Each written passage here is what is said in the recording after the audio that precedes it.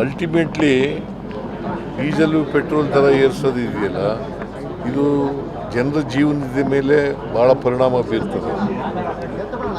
ವಿಶೇಷವಾಗಿ ರೈತರು, ಕಾರ್ಮಿಕರು, ಬಡವರು ಅವ್ರ ಮೇಲೆ ಭಾಳ ಇವು ಬರೀ ಪೆಟ್ರೋಲ್ ಡೀಸೆಲ್ ಬಳಸೋರು ಇಲ್ಲೇ ಅಲ್ಲ.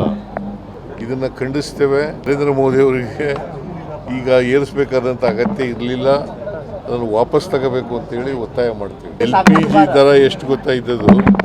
ಇವರು ಅಧಿಕಾರಕ್ಕೆ ಬಂದಾಗ 413 ರೂಪಾಯಿ ಒಂದು LPGಗೆ ಸಿಲಿಂಡರಿಗೆ 413 ರೂಪಾಯಿ ಇತ್ತು.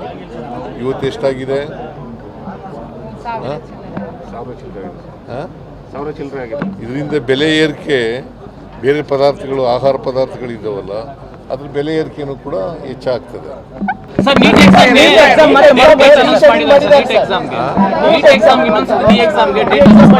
ನೀಟು ಕೂಡ ಅದು ಮಾಡೋದ್ರಲ್ಲಿ ವಿಫಲರಾಗಿದ್ದಾರೆ.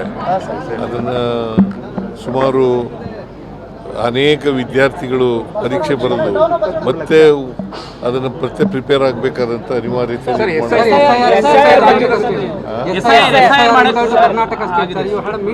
SIR ಪ್ರಾರಂಭ ಆಗ್ತದೆ. ನಾವು ಕೂಡ ಅದಕ್ಕೆ ಬೇಕಾದಂಥ ತಯಾರಿ ಮಾಡ್ಕೊಳ್ತಕ್ಕಂಥ ಕೆಲಸವನ್ನು. ಕರುನಾಡು ಟೈಮ್ಸ್ ಚಾನೆಲ್ನಲ್ಲಿ ಸುದ್ದಿ ಮತ್ತು ಜಾಹೀರಾತು ನೀಡಲು ಈ ನಂಬರ್ಗೆ ಕರೆ ಮಾಡಿ.